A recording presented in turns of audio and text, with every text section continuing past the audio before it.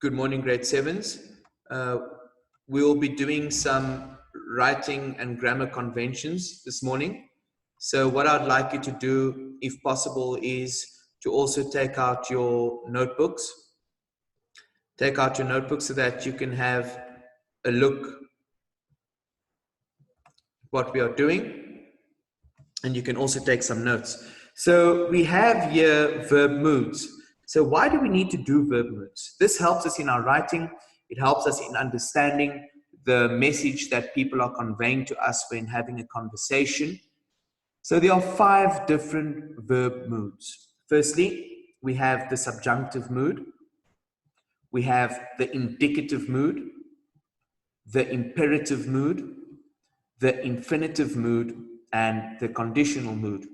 And the aim of this lesson is to guide you into a perfect understanding of the 5 different types of verb moods that we get in English. Now, you all know what a verb is.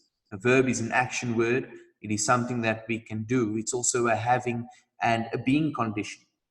But here we're looking at verb moods. What are moods, grade 7s? Moods are something that tells us about how something feels or what something is about. If you're in a happy mood, if you're in a sad mood, if you're in a good mood, if you're in a questioning mood, if you're in a serious mood. But here we have verb moods, and I'm going to lead you now. Firstly, we have what is called the subjunctive mood. The subjunctive mood, the most important I want you to understand here, is that it expresses a wish or desire.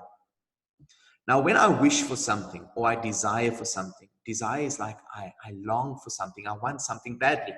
It means that I haven't received it yet because it is a wish or a desire. That is the most important note I want you to write down in your notebooks right now, is that the subjunctive mood expresses a wish or desire. Also, it is a condition that is highly unlikely or contrary to fact. Highly unlikely means something might not still happen. It might not happen. Or it is a request or demand for action. Now, the most important one I want you to remember here is a wish or desire. So with the subjunctive mood, it hasn't happened. It must still happen. It might happen, it might not. Subjunctive verbs are often found in clauses that begin with if, as though, or that. And we'll have a look at some examples. Here we have the subjunctive mood. I wish that Jill were coming with us. This doesn't say that Jill has come with us. It says, I wish that Jill were coming with us. So this sentence must be the subjunctive mood. Why? Because the word wish exists in the sentence. Let's have a look at number 2, the second example. If he were elected, we'd be shocked. This is a condition that is highly unlikely. It hasn't happened yet because it's saying if he were elected, we'd be shocked. Now let's go back. Subjunctive verbs are often found in clauses that begin with if, because it hasn't happened yet. It is a wish or desire, or it is a condition that is highly unlikely, like in this case. If he were elected, we'd be shocked. So again, this sentence is the subjunctive mood. Let's look at sentence 3. If I were at home, I'd take a nap. This is a condition that is contrary to the fact. Contrary means opposite. If I were at home, I'd take a nap. I'm not at home. And it also starts with if. Last example here, we asked that they be quiet. It's not saying they were quiet or they are quiet. It is saying we asked that they be quiet. We asked. So here, it's a request. So all these sentences are examples of the subjunctive mood, and you will be tested on this. So remember, subjunctive mood is a wish or desire. It can also be a condition that is highly unlikely to happen. Or it can be a request or demand for action. Okay? And sometimes it often starts with if, as though, or that. That is the subjunctive mood. And there's your examples and also what it expresses. We then also have grade 7's what is known as the indicative mood. Now, the word indicative comes from the word indicate. Now, I want you to think of it in this manner. When you are driving in the car with your drivers or with your parents, there is a mechanism in the car that is called an indicator. Now, an indicator shows the traffic when we are going to turn right or when we are going to turn left. Now, the indicative mood is just almost like that. That's how I want you to remember it. When you are indicating right or left in the traffic, you are actually showing, you are stating a fact. I'm turning right or I'm turning left.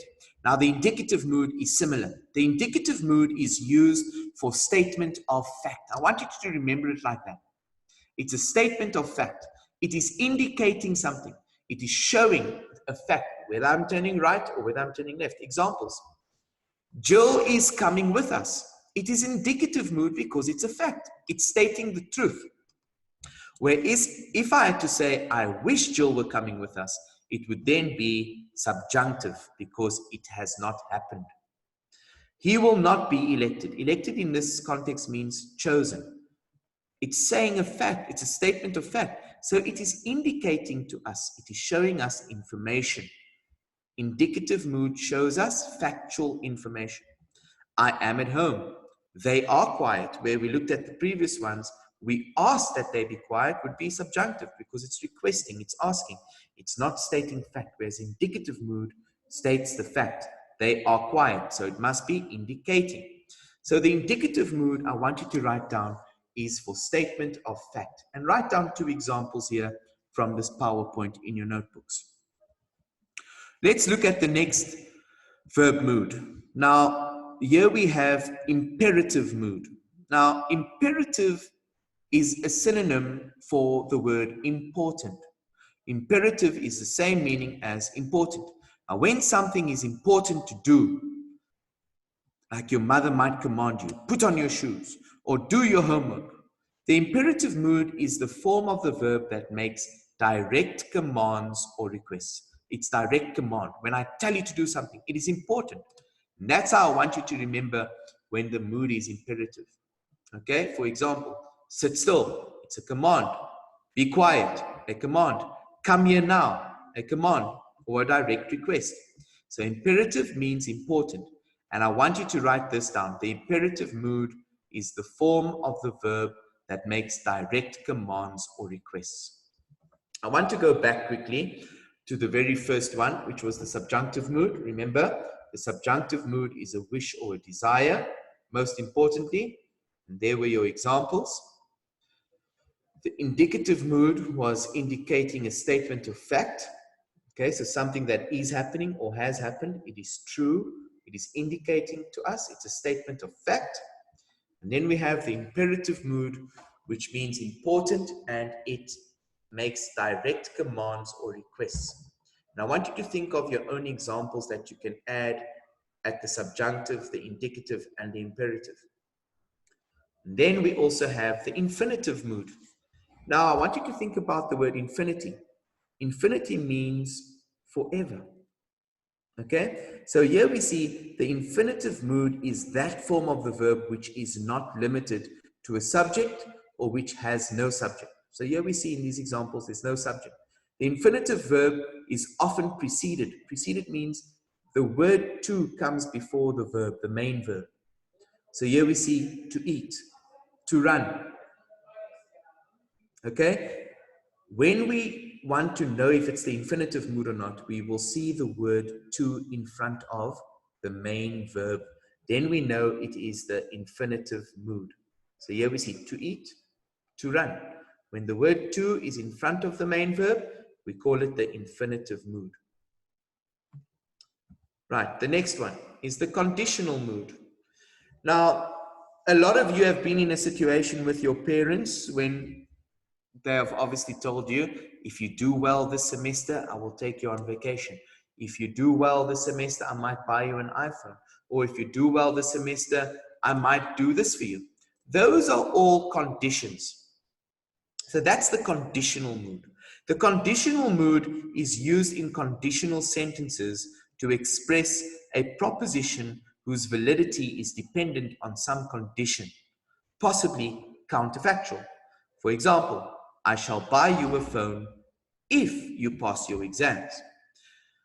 I want you to write this down, that the conditional mood is to express a proposition whose validity is dependent on some condition, possibly counterfactual. Write down the example. I shall buy you a phone if you pass your exams. I want you to think of your own conditional verb mood sentence, one that you can do yourself. Right, let's move on. I need you now to look at the activity here. Remember, let's go back. Subjunctive mood is what? It expresses a wish or desire, or something that is not going to happen yet, or a request or demand for action.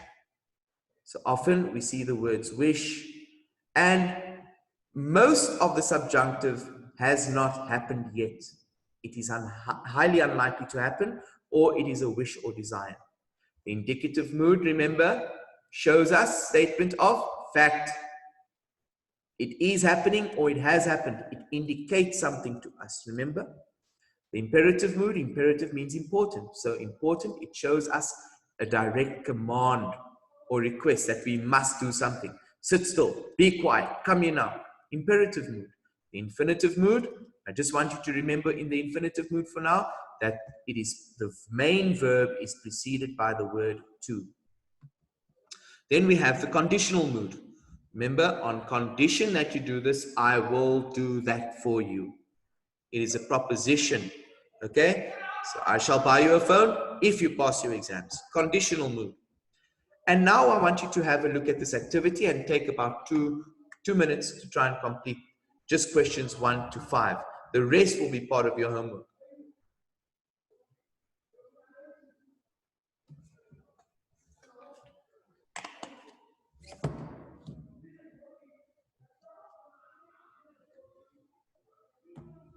Right, Ibrahim bought a brand new car. That is stating a fact.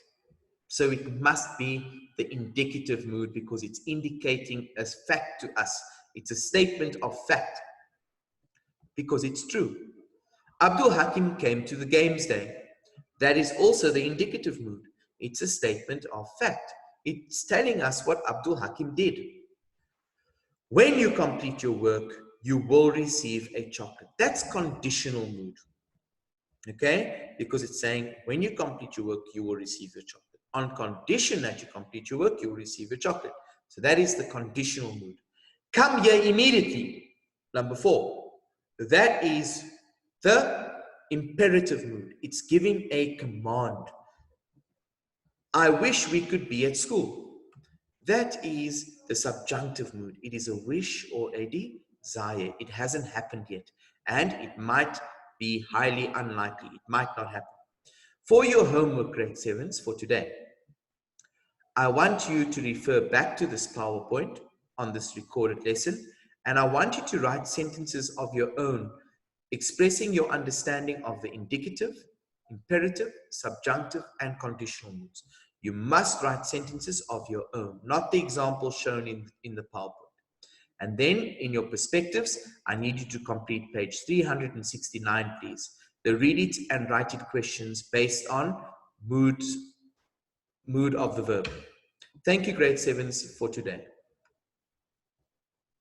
We will be checking your homework in the next session, and we'll be going over some of the answers to discuss together.